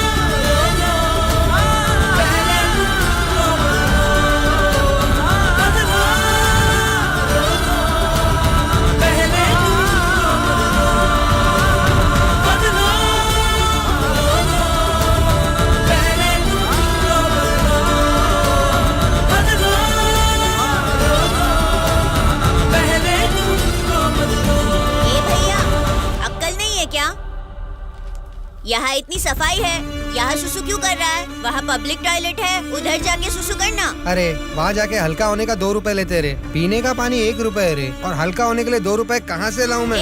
चलो जाओ यहाँ से। जा रहा हूँ मैं।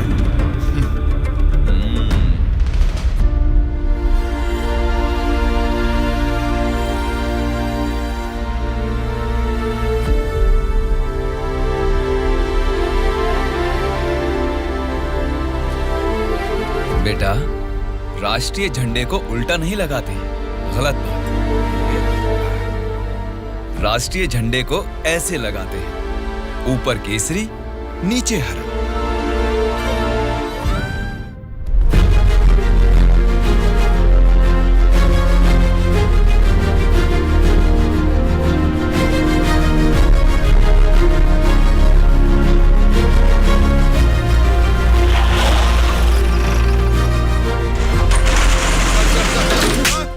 इंस्पेक्टर साहब, आप इस पर इस तरह हाथ नहीं उठा सकते। इसको कल आपको कोर्ट में हाजिर करना चाहिए। उसकी दारू की दुकान बंद करा के आपने हमारे लिए अच्छा काम किया है साहब। सच में आप जैसे लोग नेता बनेंगे तो हमारे लिए बहुत अच्छा काम करेंगे साहब।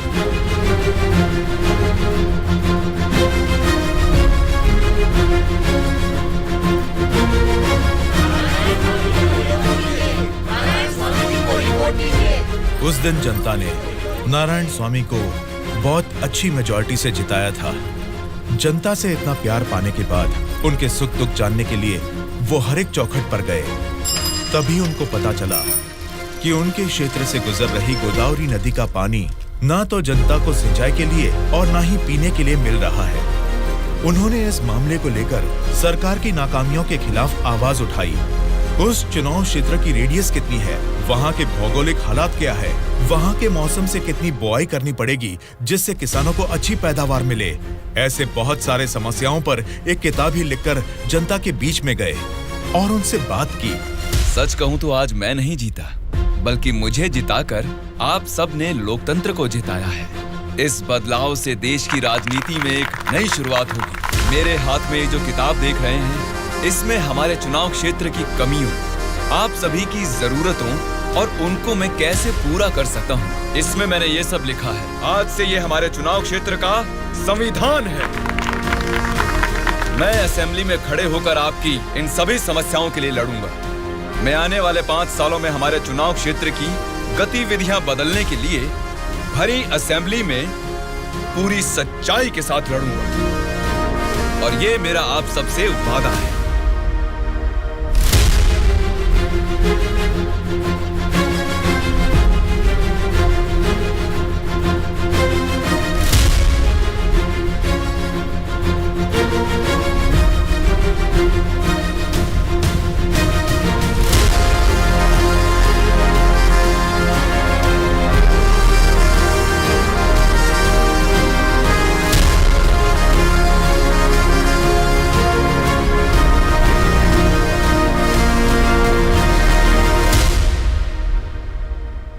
स्पीकर महोदय, ये हमारे चुनाव क्षेत्र की समस्याओं की किताब है। अगर मुझे थोड़ा सा समय मिल जाए तो मैं उन सभी समस्याओं से आपको रूबरू कराना चाहूंगा।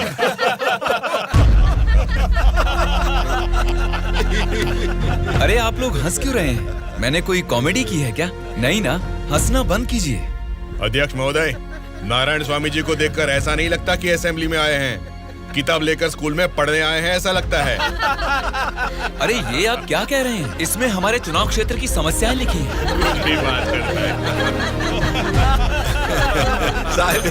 स्पीकर महोदय ने साइलेंस बोला, आप फिर भी हंस रहे हैं। चुप हो जाइए।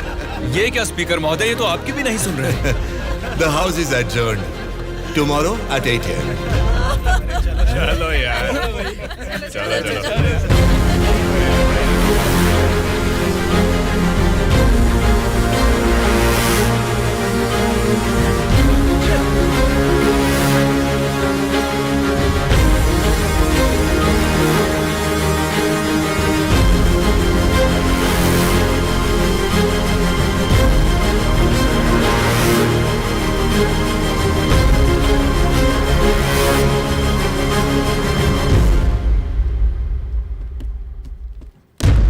भास्कर रेड्डी जी, आज का अधिवेशन आपसे शुरू करते हैं। अध्यक्ष महोदय, पिछले सरकार की भ्रष्टाचार की वजह से पूरे राज्य का सर्वनाश हो गया है सर। क्यों सर्वनाश हुआ है उसकी वजह बता रहा हूँ अध्यक्ष महोदय। प्रचार तो राम राज्य का हो रहा था, लेकिन राज्य में राक्षस राज्य हो गया है अध्यक्ष महोदय, इसलिए इस तरह बात करनी पड़ रही है। ये क्या बोल रहे हो तुम? हमारी सरकार को राक्षस की सरकार बोल रहे हो? मुंह पे जुबान है तो क्या कुछ भी बोलोगे भास्कर रेड्डी? आगे के 5 साल तुम सत्ता में कैसे रहोगे ये मैं भी देखूंगा। तुम क्या देखोगे? मुंह बंद करके बैठो, नहीं तो बैठ जाएंगे। क्या कर लोगे तुम? मैं क्या करूंगा? हमारी मेजोरिटी कितनी है पता है ना? 100 लोग हैं। अगर हम चाहेंगे तो तुम में से एक भी असेंबली को छोड़कर नहीं जा सकता। हाँ, कुरुक्षेत्र में कौरव भी 100 ही थे, याद है ना? लेकिन अंत में क्या हश्र हुआ उनका? हमने भी हाथ में चूड़ियां नहीं पहन रखी।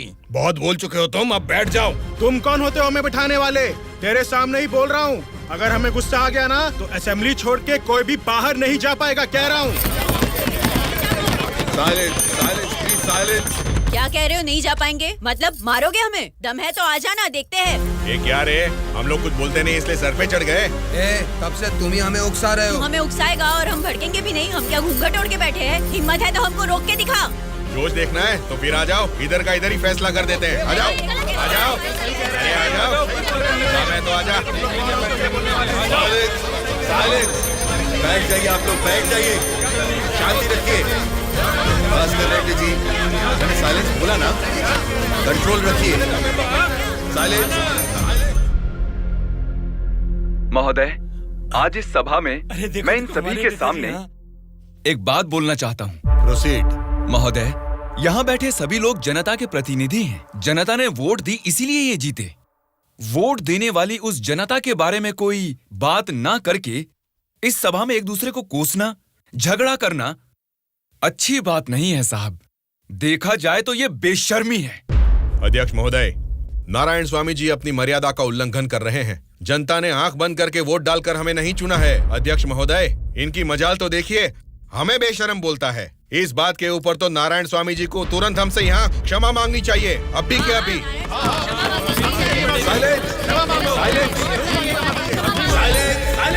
भास्कर रेड्डी जी, अरे मैंने तो लोकतंत्र की बेशर्मी बोला था, आपको बेशरम नहीं बोला। देखिए, इन क्षमाओं और झगड़े से सभा के समय को बर्बाद करने की बजाय हमें मिलकर जनता की जरूरतों और समस्याओं के बारे में बात करनी चाहिए। मतलब हम यहाँ झगड़ा करने आए हैं क्या? हमारे मुख्यमंत्री और हमें जनता का पालन कैसे करना है तुम बताओगे? अध्यक्ष महोदय, यहाँ पर आए सारे नेताओं से नारायण स्वामी जी को क्षमा अभी के अभी मांगनी ही होगी।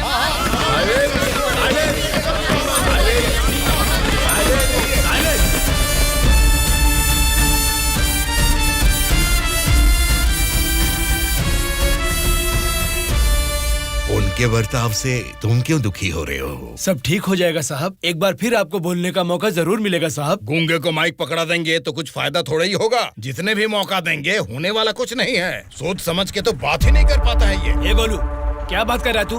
पागल हो गया क्या? मुंह बंद करके यहाँ से निकल जा, जा। उसकी बातों का बुरा मत मानिएगा साहब। उसने कुछ भी गलत नहीं कहा सुबैया, तुम उसकी बातों में गुस्सा देख रहे हो और मैं उन बातों के पीछे छिपी वजह।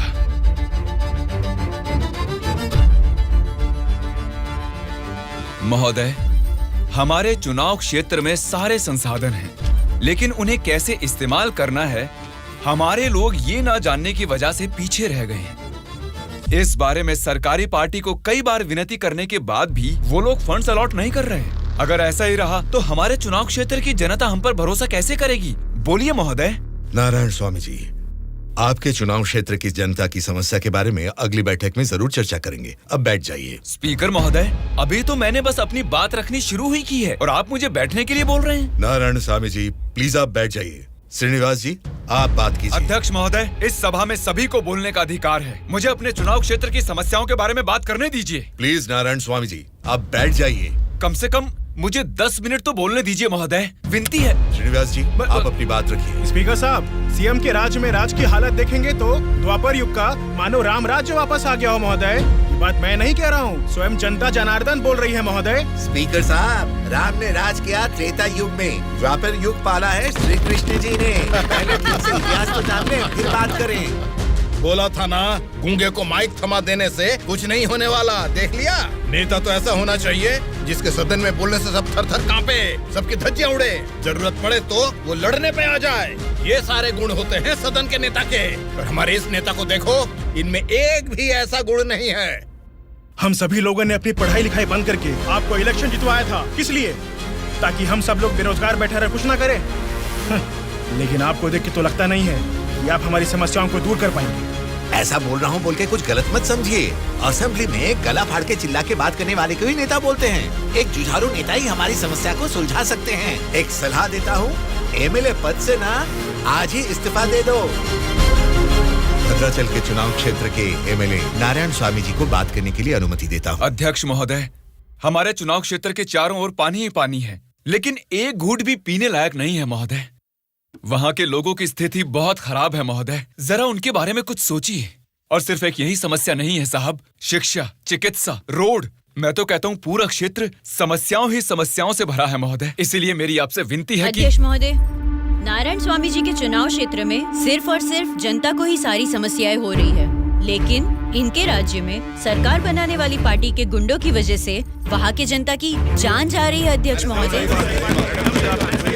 सत्ता इनके हाथ में है और पैसे बनाना ही इनकी पार्टी का मकसद है। दरअसल सत्ता में रहकर इन्हें अपनी दारू की दुकानें चलानी है और सारा इल्जाम हम पे थोपना है। अध्यक्ष महोदय, हम सिर्फ दारू की दुकान ही चला रहे हैं साहब। ये विपक्ष के लोग जब सत्ता में थे तब सीधा ब्रोथेल हाउस ही चला रहे थे। हाँ साहब, ये सही कह रहा हूँ मैं। जरा उनको देखिए, बोलते कुछ है, करते कुछ और है। देखिए सर, ये कैसी बातें कर रहा है, कितना गिरा हुआ आदमी है ये अध्यक्ष महोदय। Silence, silence. मैंने क्या गलत कह दिया अध्यक्ष महोदय? ये रमा देवी कौन है, क्या चरित्र है इनका? एक जमाने में रेड लाइट एरिया में उन्होंने क्या गुल खिलाए हैं सब जानते हैं।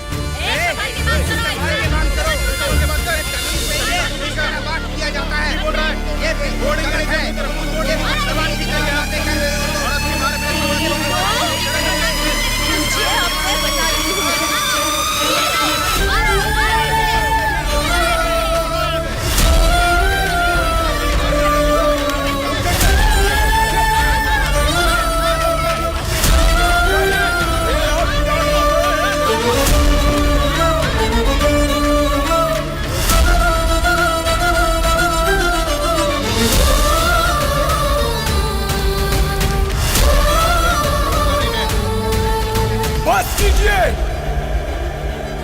ये संसद है या फिर कुरुक्षेत्र है? शर्म आनी चाहिए तुम सबको। सरकारी पार्टी को जवाब देना है, विपक्ष की पार्टी को सवाल करना है। आप सब देखिए क्या कर रहे हैं। क्या इसीलिए जनता आप लोगों को जिता के यहाँ तक भेजती है? जनता को बदलना है, जनता बदलनी चाहिए, तब से यही सब चिल्ला रहे हैं। 5 करोड़ की जनता में से सिर्फ 299 लोग ही यहाँ आए हैं। मतलब बदलना जनता को नहीं है, बल्कि हमें बदलना चाहिए। हमारे ऊपर भरोसा करके हमको वोट देके जिताने वाली जनता के लिए हमें कोई लड़ाई या जंग करने की जरूरत नहीं है, बल्कि उनकी समस्याओं की चर्चा करके उनकी जरूरतों को पूरा कर दें, यही बहुत है। लेकिन तुम लोग देखो क्या कर रहे हो, सिर्फ और सिर्फ अपने फायदों के बारे में सोच रहे हो और भोली भाली जनता को धोखा दे रहे हो। ये सब कुछ मैं इसलिए नहीं बोल रहा कि मैंने मार खाई और मेरा कुर्ता फट गया। ये एक बहुत ही पवित्र और महापुरुषों की जगह है। ये संसद भवन है।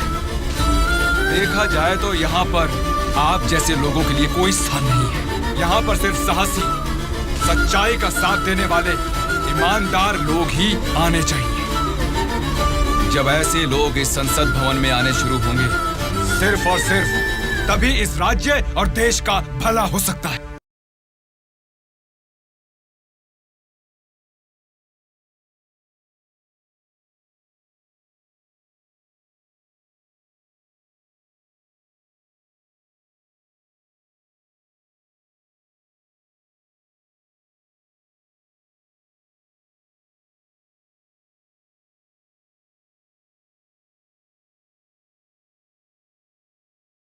उदास क्यों हो आप?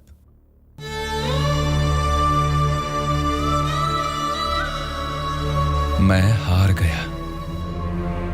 जनता से वादा करके उसे ना निभाने वाला नालायक बन गया मैं। क्या हो गया अंकल, आप ऐसे क्यों बात कर रहे हैं?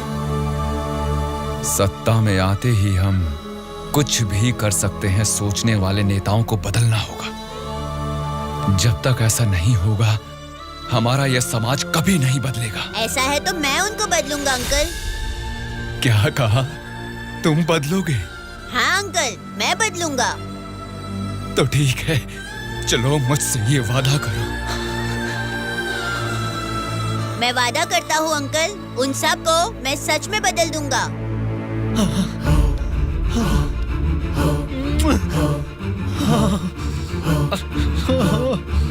बदलना है, तुमको ही बदलना है, तुम ही बदलोगे।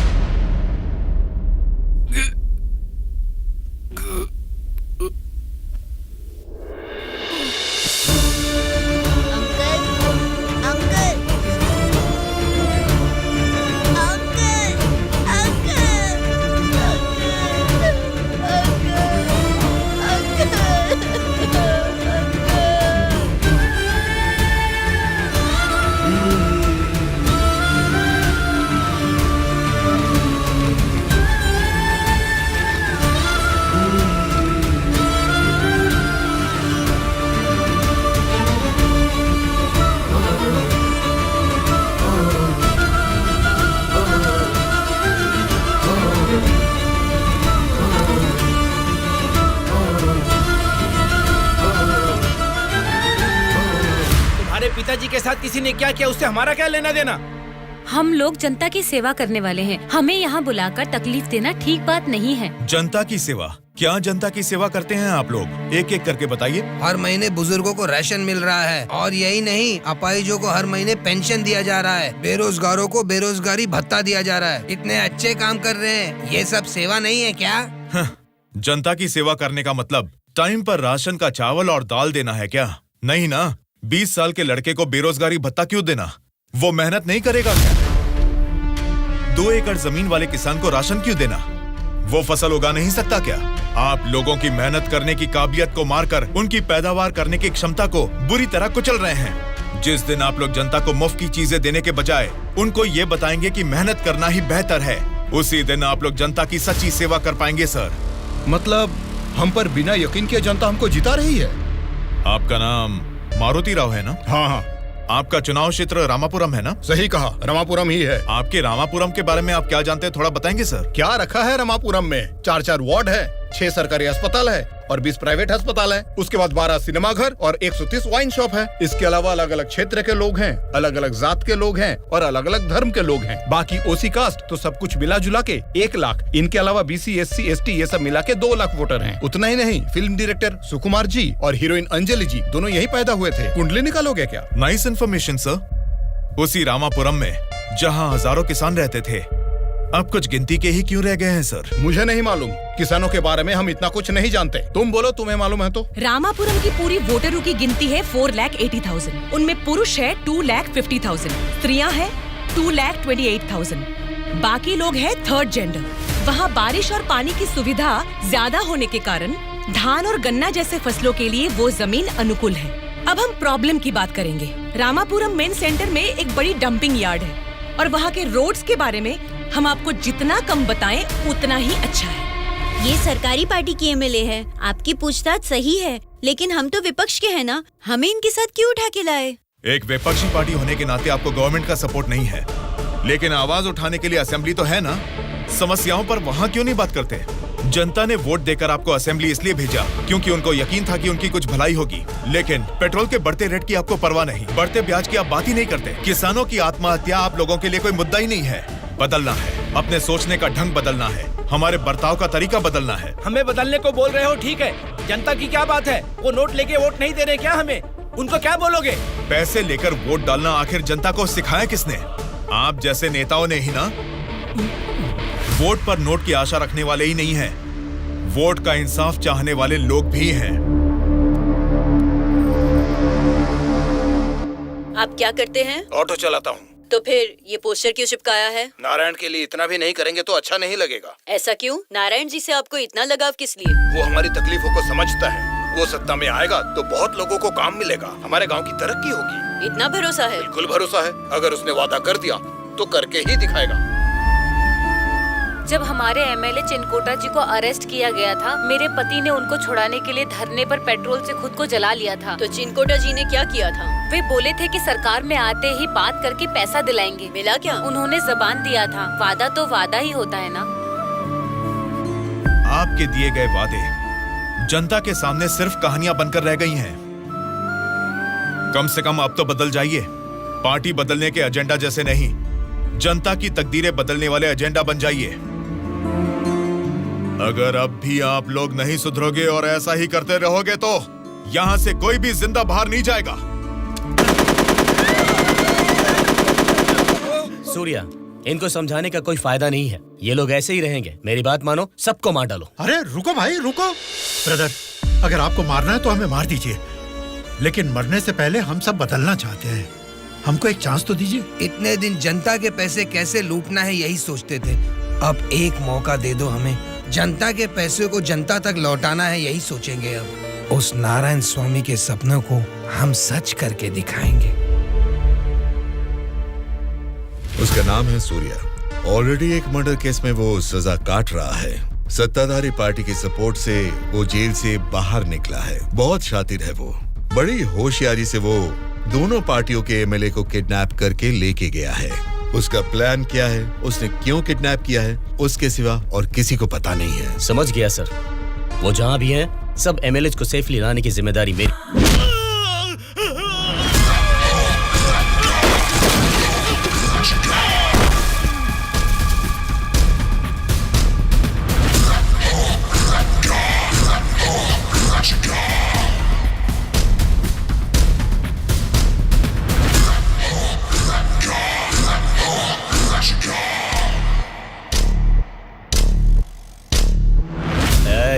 इनको मार के MLAs को लेकर जल्दी आ रहे हैं। कौन आता है देखता हूँ। रुक जाओ।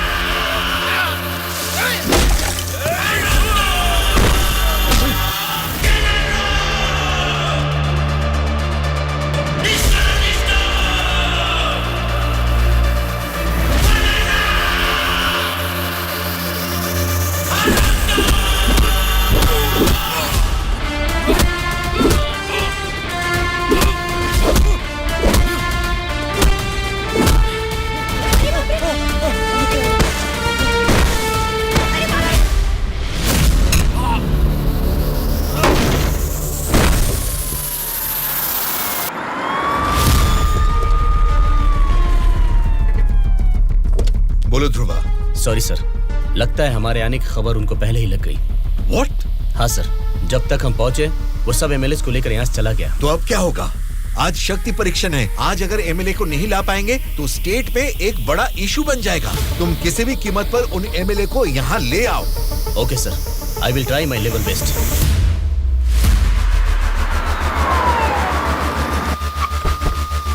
ये लीजिए मैडम फाइल, सबके दस्तखत हैं इसमें।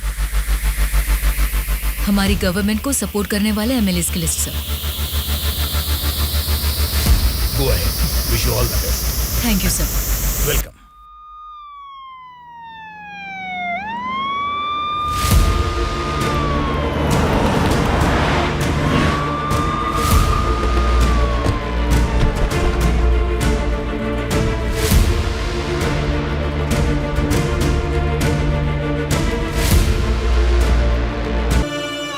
अध्यक्ष महोदय, सबसे पहले बिना झगड़ा किए ऐसे अच्छे वातावरण में जनता की भलाई के लिए और उनकी उन्नति के लिए एक उपयोगी बिल को इस सभा में प्रस्तुत किया गया है, जिसके लिए विपक्ष पार्टी के नेता राम मोहन राव जी का और उनकी पार्टी का मैं अभिवादन करती हूँ। आम जनता को भी बेहतरीन इलाज मिल सके, फिर चाहे वो 10 रुपए का हो या फिर 10 लाख का, उनको मिलना चाहिए। इसी सोच को आगे बढ़ाते हुए आप सबके समक्ष इस फाइल पर मैं सबसे पहले दस्तखत करती हूँ।